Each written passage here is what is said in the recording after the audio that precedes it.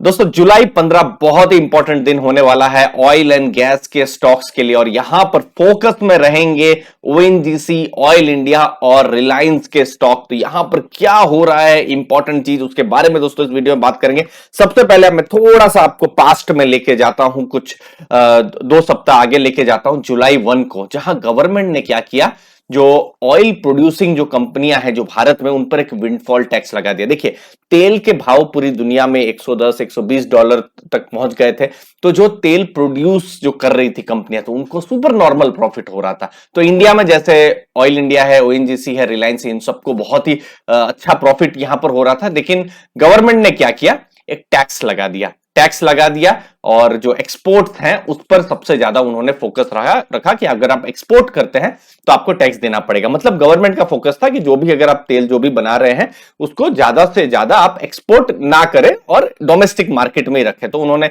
6 रुपया का पेट्रोल और एटीएफ पर टैक्स लगाया, 13 रुपए का डीजल पे लगाया, फिर 23,230 पर टन एडिशनल एक्साइज ड्यूटी लगाई जो भी क्रूड प्रोड्यूस होता है। तो इसमें क्या हुआ, ये जो कंपनियां जो तेल प्रोड्यूस कर रही थी, ओएनजीसी, रिलायंस, ऑयल इंडिया, और आपने देखा भी होगा कैसे किस हिसाब से शेयर प्राइस अचानक से इन लोगों के गिरना भी शुरू हो गए थे, क्योंकि मार्केट को वही डर था, क्योंकि अचानक से ये एक तरीके से नोटिफिकेशन आ गया है। तो अब इनकी प्रॉफिट्स जो है, जो बहुत ही अच्छे होने की उम्मीद थी, अब वो प्रॉफिट्स जो है थोड़े से कम हो सकते हैं। लेकिन ये अब 2 सप्ताह पुरानी बात है।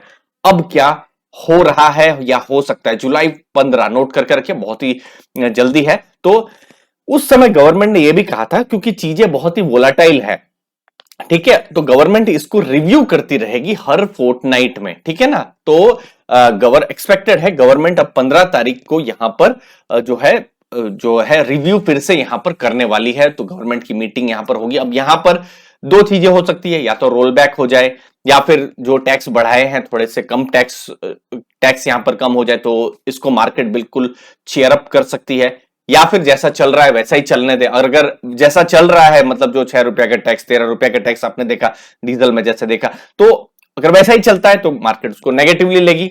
शायद ओएनजीसी के लिए, रिलायंस के लिए अच्छा नहीं रहे। लेकिन अगर रोल बैक हो जाता है तो फिर बिल्कुल यहां पर एक पॉजिटिव मोमेंटम बन सकता है। अब देखिए यहां पर हुआ क्या है, उस समय में क्रूड के प्राइस अलग थे और क्रूड का प्राइस पूरा डायनामिक है। इनफैक्ट ये जब मैं वीडियो बना रहा हूं, ठीक है ना, ये $94 ये WTI क्रूड है और ब्रेंट क्रूड $97 है। अब जब जिस दिन आप या जिस समय में आप वीडियो देख रहे होंगे तो कुछ और क्रूड का प्राइस हो सकता है। तो फिलहाल मेरा पॉइंट यह है कि अभी फिलहाल $100 से नीचे क्रूड पहुंच चुका है और ये जो लेवल है, ठीक है, और थोड़ा नीचे जाता है तो कंपनी एक्चुअली जो सुपर नॉर्मल प्रॉफिट कर रही थी, अब एक्चुअली वो लॉस करना शुरू कर देंगी। तो एक्सपेक्टेड ये है कि गवर्नमेंट शायद रोल बैक कर ले जो भी उन्होंने सुपर नॉर्मल प्रॉफिट का किया था, या रोल बैक नहीं तो एटलीस्ट कुछ तरीके से कुछ यहां पर ब्रीदर जैसा कुछ दे दे, एटलीस्ट कुछ कम कर दे। तो ये इन्वेस्टर्स एक्सपेक्ट कर सकते हैं, बट गवर्नमेंट है, गवर्नमेंट की मीटिंग में ही हमको पता चलेगा। तो उस पर अभी भी कोई भी स्पेकुलेशन करना या कुछ भी भविष्यवाणी करना बिल्कुल भी सही नहीं है, बहुत ही रिस्की है। अब गवर्नमेंट ने फिर से कंटिन्यू करने कर दिया तो फिर तो स्टॉक पर पॉजिटिव इंपैक्ट नहीं है और बिजनेस पर भी पॉजिटिव इंपैक्ट नहीं है। रोल बैक हुआ तो पॉजिटिव इंपैक्ट है। तो ये एक चीज है इंपॉर्टेंट जो हमको देखनी है जुलाई 15 का, और वो चीज मैं आपको अर्ली फाइनेंशियल आजादी, जहां पर हम long term investing, long term trends के बारे में बात करते हैं। इनफैक्ट ये जो ऑयल का जो ये लॉन्ग टर्म का ट्रेंड्स है, ये मैं बहुत समय से मैं बता रहा हूं कि इनको फायदा होगा, और हमारे सब्सक्राइबर्स को इनका फायदा भी हुआ है, क्योंकि उनको सही इंफॉर्मेशन और नॉलेज मिली है, जिस पर मेरा फोकस रहता है। शेयर प्राइस पर कभी भी फोकस नहीं रहता है, फोकस होता है लॉन्ग टर्म इन्वेस्टिंग और लॉन्ग टर्म बिजनेस ग्रोथ के ऊपर। लेकिन एक डेंट लग गया जुलाई 1 को। अब यहां पर क्या हो रहा है वो मैं जस्ट जल्दी से आपको समझा दूं।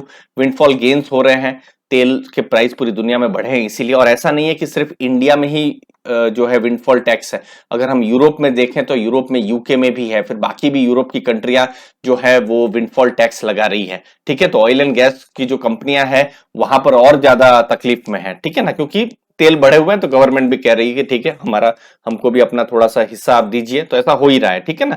तो और यहां पर दूसरी चीज, गवर्नमेंट ने ऐसा इसीलिए भी किया क्योंकि जब तेल के भाव बहुत ज्यादा है तो कंपनियां निर्यात कर रही थी, लेकिन गवर्नमेंट चाहती है कि निर्यात आप कम करें। इंडिया में खुद में मतलब एक बहुत बड़ी प्रॉब्लम है, मतलब तेल के प्राइसेस के कारण। तो इसीलिए जो भी तेल है उसको आप डोमेस्टिक मार्केट में ही लाए, तो प्रॉफिट ज्यादा हो रहा था, गवर्नमेंट ने टैक्स लगाए हुए थे। तो अभी फिलहाल अगर ये जो विंडफॉल टैक्स है ये अगर लगे रहे तो इनके जो प्रॉफिट्स हैं, चाहे खासकर ओएनजीसी या ऑयल इंडिया, तो उनके प्रॉफिट्स जो है उस पर एक सिग्निफिकेंट डेंट आ सकता है। तो ये सब चीजें हैं और ये बहुत ही इवॉल्विंग सिचुएशन है। अगर आप 20 दिन, सॉरी मैं 20 साल बोल गया 20 दिन पहले अगर आप बोलते जून एंड में, तो मैं शायद ओएनजीसी पर बहुत पॉजिटिव हो रहा होता, लेकिन जुलाई 1 को अचानक से ये हो गया। तो ये बहुत ही इवॉल्विंग सिचुएशन है और चूंकि यहाँ गवर्नमेंट भी इन्वॉल्व है, रेगुलेटरी भी बहुत सारी चीजें हैं, तो इन्वेस्टर्स को इन सब रिस्क के बारे में भी बिल्कुल ध्यान में रखना चाहिए जब भी वो इन्वेस्ट करना है। इसलिए मैं एसेट एलोकेशन पर हमेशा कहता हूं कि उस पर फोकस करना इन्वेस्टर्स को बहुत जरूरी है। मुझे उम्मीद है आपको वैल्यू मिली होगी। डिटेल में जैसे इंफॉर्मेशन आएगी मैं आपको बताता रहूंगा। सब्सक्राइब करके रखिएगा अर्ली फाइनेंशियल आजादी। थैंक यू दोस्तों, धन्यवाद।